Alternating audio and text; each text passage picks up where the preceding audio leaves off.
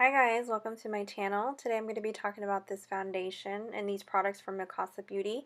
We're talking about the Bodyography foundation, the oval brush, and the lemon drop sponge.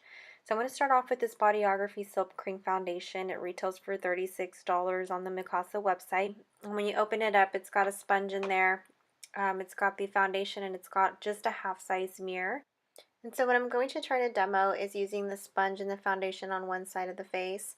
And then on the other side, I'm going to use the Mikasa oval brush. This is a brush, it's really soft, very dense. It feels really nice against the skin. It is really soft. Although it looks like a toothbrush, I don't recommend that you use it as a toothbrush. It is intended for the face. And I'm going to start off by using a primer, as I always do with any kind of foundation.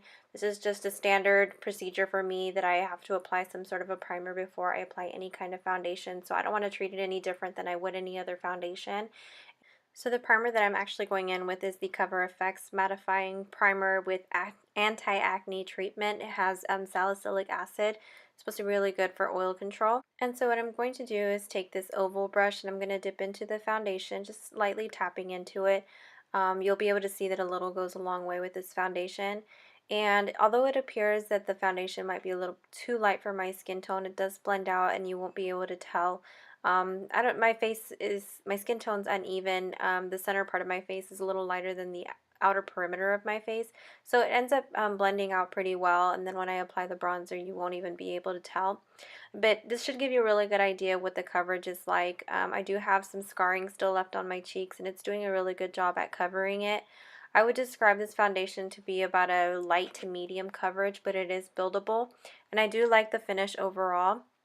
On the website, this foundation is claimed to be formulated for all skin types.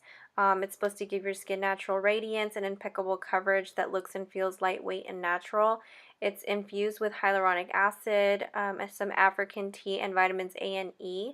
So the foundation promises to hydrate the skin, replenish it, and nourish it, help heal dry and damaged skin, cover imperfections. And it's supposed to be really good for photography and HD filming. And all of that is supposed to be able to, you're supposed to get all those benefits while it's still being lightweight. And I gotta say, for this foundation, I am pretty impressed with the way that it applies. I do find that the foundation gives this radiance to the skin. As you can see on one side, you can still see how luminous it is. And it does cover very well, but you can still see your skin through the foundation, and it still looks very, very natural. So this is a really nice foundation. I would say that it's a really good everyday kind of foundation. I do have really oily, acne-prone skin, and I was really impressed with the way that it performed on my skin. Usually my skin will eat right through the foundation and it will wear off, and this one I find that I can blot because it will get a little shinier throughout the day if you have oily skin. But you can blot it and you can lightly powder over it. It doesn't disturb the foundation, it doesn't break it up, and it still looks really good throughout the day, and it does last for a very long time. While at the same time you keep that luminosity to the skin, so it looks very natural.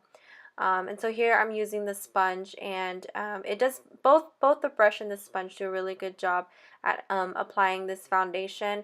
I will say that I preferred the sponge with this foundation than I did with the brush. I'm just really used to the sponge.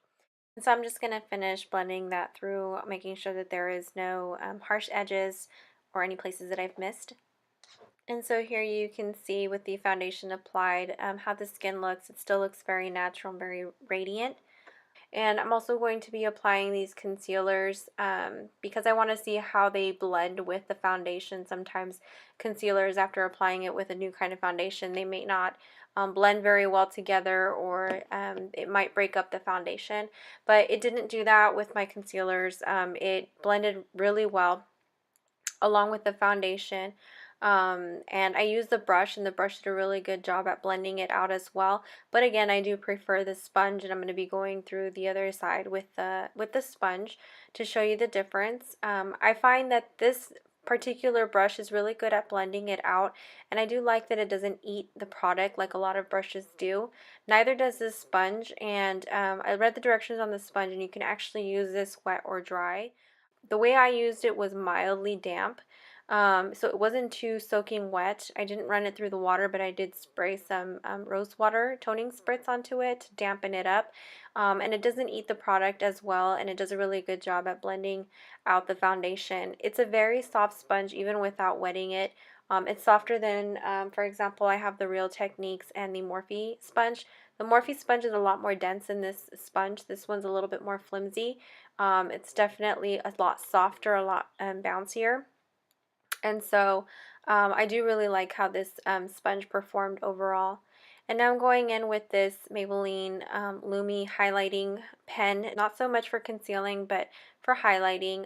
Again, I wanted to see how well this sponge blended it in. And as you can see, it does a really good job. I don't know, for some reason, I have this habit of hammering the sponge to my skin. I wouldn't recommend that you do that. Try to be a little bit more gentle than I am. It just seemed as though the goal was to get foundation into my brain. But be a little bit more gentle than I am with the sponge. You really don't need to use that much force like I'm using to be able to blend it out. I don't know why I feel like I have to be aggressive with these products. Now I'm going in with this Rimmel Stay Matte Powder in Translucent. I really like this powder, and I'm going to use this sponge to press the powder into my skin. I really like this powder because I find it to be very blurring. I have a lot of scars there underneath my eyes, in my cheek area, and I find that this powder really helps blur them out, and you can't really tell after I apply the powder. So this is definitely one of my favorite powders, and I highly recommend it, and it's very affordable. I believe it's like $3 to $5 for this powder. And I'm just using that sponge to set in any of those places where I put the concealer on my skin, just to make sure it sets it and it doesn't move. And to set the rest of the foundation, I'm using this Maybelline Better Skin pressed powder for the rest of my skin. Setting is a must with any foundation because of my oily skin, so I'm still going to set it like I would any other foundation. And once I'm done setting, I'm going to show you what it looks like with all my makeup on. I was able to apply my contour and my bronzer, and it didn't disturb the foundation. And I just love how this foundation looks. It looks very natural. It looks glowy. I can't speak for the hydration on the skin as it claims on the website. I'm assuming that those are benefits you'd notice after usage over time. But I do like the way that it performs overall just as a foundation. I think it's a great foundation, and I would definitely recommend it. Again, you can find it on the Mikasa website. I'll try to link it down below if I can. But those are my thoughts. I really did like the brush and the sponge as well. If you have any questions, leave it down below. Thanks for watching. I'll see you in my next video. Bye.